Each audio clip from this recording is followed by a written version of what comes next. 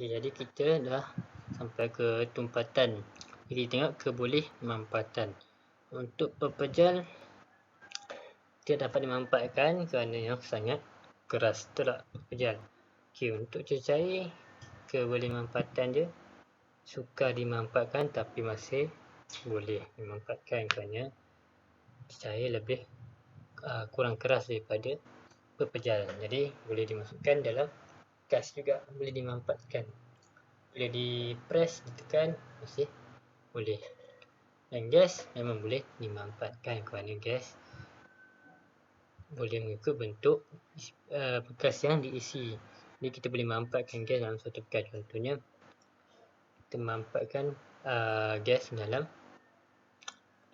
suatu balon ataupun bekas beaker, kita boleh manfaatkan. Okey, kita tengok keboleh manfaatan.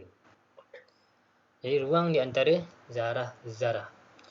Pepejal punya ruang antara zarah yang sangat kecil kerana susunan dia kita boleh tengok bulat-bulat ni adalah zarah ni lah, adalah zarah. Susunan dia sangat rapat. Jadi ruang dia antara zarah sangatlah kecil. Dan cecair pula sangat dia sederhana ruang di antara zarah dia kerana dia dah punya ruang sikit-sikit kan. Jadi ruang dia sederhana. Dan bagi gas pula ruang yang sangat besar kerana dia berjauhan daripada satu sama lain. Jadi ruang di antara sangat besar, jarak 1 meter. Okey, itu susunan zarah.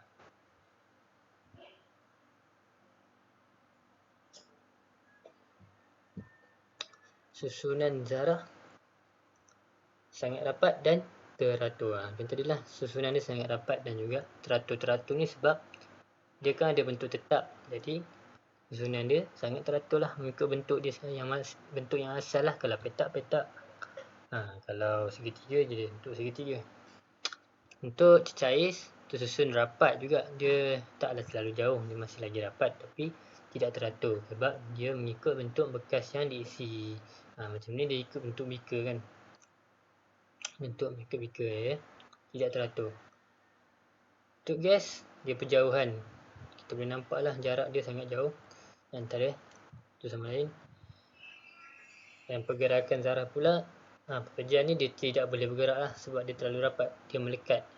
Jadi dia hanya boleh bergetar pada kedudukan tetap. Zarah tu hanya bergetar saja, tidak boleh bergerak ke sana ke sini. Untuk cecair dia bergerak secara menggelongsor dan melanggar antara satu sama lain kerana cecair berbezanya, pepejal dia terlalu rapat, cecair masih lagi ada ruang untuk bergerak. Jadi dia boleh menggelongsor dan melanggar antara satu sama lain. Gas pula boleh bergerak bebas lah secara rawak sebab jarak dia lebih jauh. Jadi dia mempunyai ruang yang banyak untuk dia bergerak bebas antara satu sama lain. Daya tarikan antara zarah, untuk pepejal sangat kuat kerana susunan bentuknya yang rapat. Jadi di antara satu sama zarah akan melekat antara satu sama lain. Jadi daya tarikannya sangat kuat. Bagi cecair lemah kerana dia mempunyai ruang di antara satu sama lain. Jadi daya tarikan tu menjadi lemah lah. Bila adanya jarak, wujudnya jarak di antara zarah-zarah ni, maknanya daya tarikan pun lemah. Begitu juga dengan contoh yang kita boleh bagi contoh kehidupan kita lah. Daya tarikan antara seseorang tu lebih kuat jika dia saling bersama seperti pepejal ni. Gas pula lagilah lemah, sangat lemah kerana dia lebih jauh, jadi daya tarikannya pun semakin rendah. Okey, seterusnya kita tengok keadaan resapan dalam 3 keadaan jirim. Resapan ialah pergerakan zarah-zarah jirim dari kawasan kepekatan zarah yang tinggi ke kawasan kepekatan zarah yang rendah. Okey, ini contohnya kawasan yang mempunyai zarah yang banyak ke kawasan yang mempunyai zarah yang sedikit. Kadar resapan bergantung pada jarak di antara zarah-zarah dan kekuatan daya tarikan antara zarah. Jadi ikut jarak dan kekuatan daya tadi. Kadar resapan lebih cepat berlaku dalam gas diikuti oleh cecair dan gas. Kenapa kadar resapan lebih cepat berlaku dalam gas? Kerana jarak di antara zarah-zarah gas tadi jauh dan kekuatan daya tarikan antara zarah-zarah dalam gas sangatlah lemah. Jadi yang makin lemah makin cepat berlaku resapan. Seterusnya, ini gambar rajah. Okey, resapan dalam pepejal diletak sebelum agar-agar tidak berwarna. Blur kuprum sulfat biru yang diletak. Selepas beberapa hari barulah agar-agar tersebut menjadi biru. Maksudnya agar-agar tersebut meresap warna biru daripada kuprum sulfat ni lah. Kuprum ni warna dia biru. Jadi lepas kita letakkan dalam tempat tertutup selama beberapa hari, barulah agar-agar ini menjadi biru. Dia lambat, memerlukan masa beberapa hari. Sebenarnya kita tengok resapan dalam cecair. Okey, sebelumnya kita letak larutan kuprum. Maksudnya kuprum ni dalam bentuk larutan. Tadi dalam bentuk pejal kan. Bentuk ni pejal. Ni kita letak dalam bentuk cecair dan kita letakkan di dalam air. Jadi selepas beberapa jam je air dah menjadi warna biru. Lebih cepat meresap daripada pepejal tadi. Okey, untuk gas pula paling cepat meresap iaitu kita gunakan cara balang gas. Kita telangkupkan dua bini dan kita letakkan penutup balang gas di tengah-tengah dan di bawah ni kita letakkan gas bromin. Gas bromin ni berwarna coklat, warna perang lah, warna perang. Kemudian kita keluarkan penutup balang gas ni. Bila kita dah keluarkan penutup balang gas ni, campuran gas bromin dan udara pun meresap. Hanya dalam keadaan beberapa minit saja kedua-dua bekas dah menjadi berwarna perang. Jadi kita tengok kat sini, resapan, kadar resapan yang paling tinggi ialah gas, diikuti cecair, kemudian paling lambat sekali adalah pepejal. Dan perubahan keadaan jirim disebabkan oleh penyerapan dan pembiasan haba berdasarkan teori kinetik jirim. Okey, zarah-zarah dalam jirim sentiasa bergetar kerana zarah mempunyai tenaga kinetik. Ni kita dah tengok pada tadi, tenaga kinetik bertambah dengan kenaikan suhu. Bila kita panaskan, maksudnya zarah akan bergerak lebih laju. Bila lebih laju, tenaga kinetik tu bertambahlah, tenaga pergerakan. Apabila jirim menyerap haba, suhunya akan naik dan tenaga kinetik zarah jirim akan bertambah. Okey, bila tenaga kinetik bertambah, zarah akan bergerak lebih laju. Bila jirim membebaskan haba, suhunya akan turun dan tenaga kinetik akan berkurang. Okey, bila dia bebaskan haba pula dan bila suhunya turun, tenaga kinetik akan berkurang lah. Maksudnya dia perlahanlah pergerakan zarah-zarah perlahan kalau suhu yang rendah. Bila suhu tinggi, pergerakan zarah-zarah akan pun bergerak secara laju. Okey, contoh kat sini perubahan keadaan jirim daripada pepejal menjadi cecair.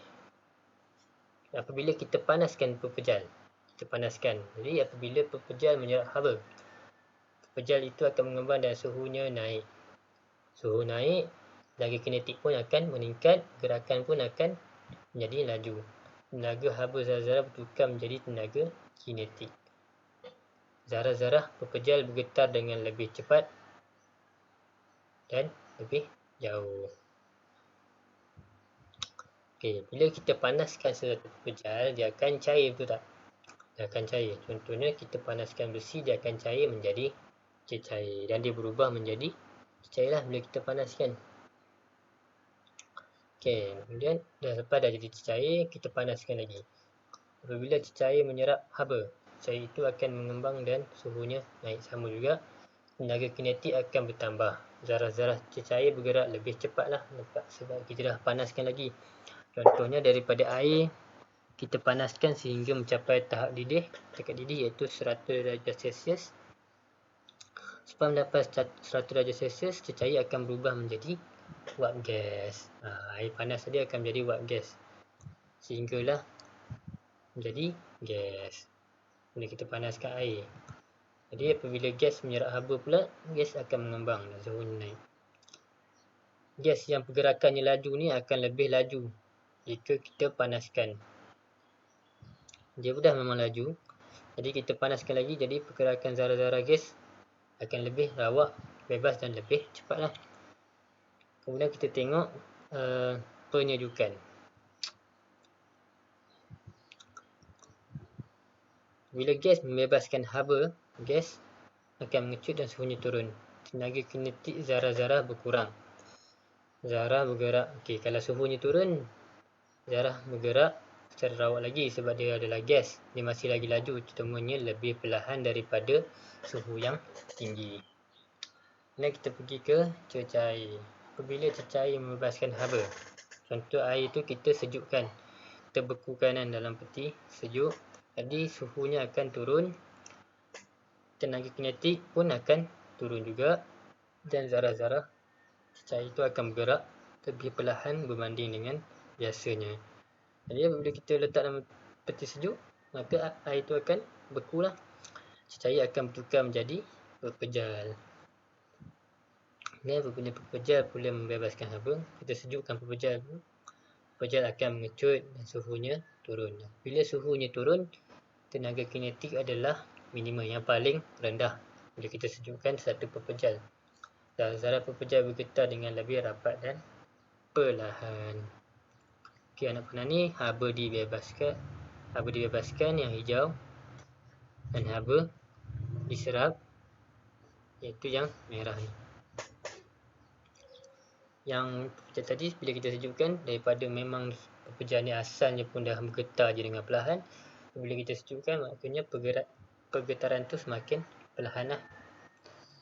Okey, ini perubahan daripada pepejal menjadi gas dan cecair. Okey, proses pemejawapan daripada pepejal menjadi gas. Begitu juga gas menjadi pepejal. Daripada pepejal menjadi gas. Untuk pepejal menjadi gas, haba diserap, dan untuk gas menjadi pepejal, haba dibebaskan. Kemudian pepejal dengan cecair. Untuk pepejal menjadi cair, dia memerlukan proses peleburan. Kita perlu meleburkan pepejal lah. Sebagai contoh, kita leburkan ais batu ni, dia akan jadi cecair. Untuk proses terbaliknya, cecair untuk menjadi pepejal perlukan proses pembekuan. Haba dibebaskan, suhu pun menurun. Kita letakkan cecair ni, kita bekukan, dia akan kembali jadi pepejal semula. Kemudian daripada cecair menjadi gas. Cecair apabila kita panaskan sampai takat didih, jadi dia akan bertukar menjadi wap. Contohnya cerit lah. Bila kita panaskan air dalam cerit, kan bila dia dah masak, cerit akan mengeluarkan asap kan, akan mengeluarkan wap warna putih. Itu merupakan air yang telah pun bertukar menjadi, yang merupakan proses pendidihan ataupun penyejatan. Dan daripada gas pula bertukar menjadi cecair bukan proses kondensasi. Haba dibebaskan, kita bekukan gas tadi, kita sejukkan gas ni, dia akan menjadi cecair semula.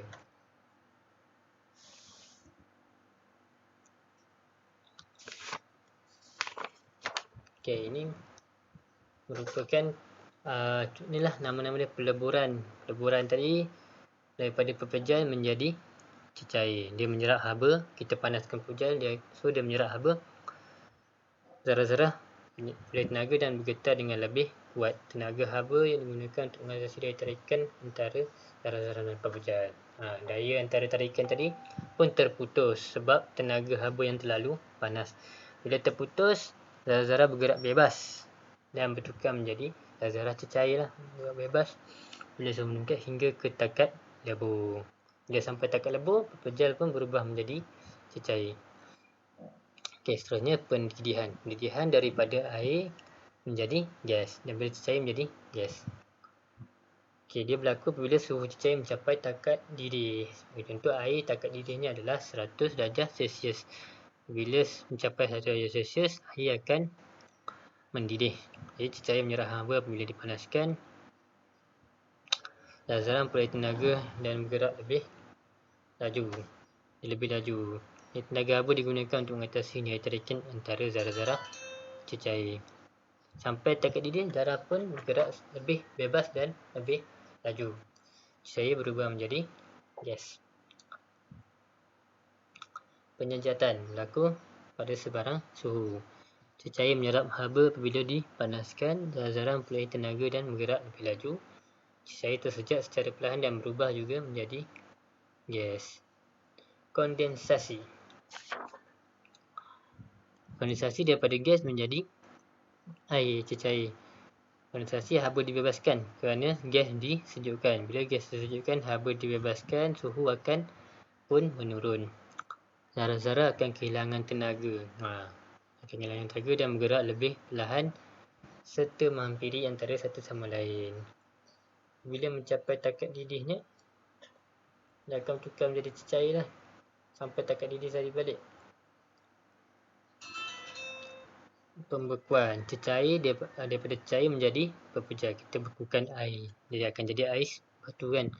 Okey, cecair membebaskan haba. Sebab bila disejukkan, jadi dibebaskan haba. Suhu pun akan menurun. Jadi zarah-zarah kehilangan tenaga dan bergerak dengan lebih perlahan. Apabila mencapai tahap beku, zarah-zarah akan bergetar pada getaran tetap. Okey, untuk cecair dan untuk air, tahap beku dia adalah 0 darjah Celsius. Apabila mencapai 0 darjah Celsius, air kita tadi akan berubah menjadi ais batu. Sebenarnya pemenjawatan. Jawapan ni dia unik sebab daripada pepejal bertukar menjadi gas. Dia proses dia bertukar menjadi gas. Proses gas berubah menjadi pepejal juga disebut sebagai pemenjawatan. Daripada pepejal ke gas pun pemenjawatan, daripada gas ke pepejal pun dipanggil pemenjawatan. Okey, ini contoh dalam keadaan kehidupan seharian lah. Kita jemur kain kan, air daripada pakaian yang basah menjadi wap. Sebab kita jemur kan, bila dia panas, air tu akan kering dan air menjadi wap. Ini proses penyedatan. Daripada basah ni jadi kering. Daripada ada air jadi wap. Waktu dia kering. Kemudian aiskrim. Bila panas dia cair. Itu prosesnya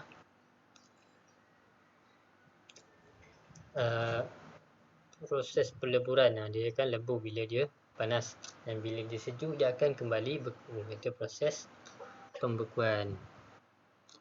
Dari satu aiskrim digunakan oleh peniaga aiskrim untuk mengekalkan aiskrim daripada cair. Aiskrim ni dia letak dalam peti sejuk dia tu. Bayangkan kan dalam motor kan, dalam bekas motor aiskrim tu dia letak benda ni supaya aiskrim tu tidak cair. Kemudian yang keempat adalah ubat gegat. Ubat gegat semakin mengecil. Dia daripada bentuk pepejal, tapi kalau kita letak, dia akan semakin mengecut kerana dia menjadi gas. Semakin mengecut, bahagian-bahagian yang mengecut tu akan menjadi gas lah, dan akan terhapus, dia menjadi gas. Dia melakukan proses pemenjawatan dalam kehidupan seharian kita. Sebenarnya embun terbentuk bila uap air dalam udara terkondensasi. Waktu-waktu malam waktu-waktu pagi kita akan dapat lihat embun dekat pokok-pokok kan. Embun ni terhasil daripada uap air yang terkondensasi dan tukar menjadi air di pokok-pokok ni lah. Dia tetap air, cumanya dalam bentuk uap, iaitu bentuk gas yang berubah menjadi bentuk cecair. Okey, itu saja untuk hari ini.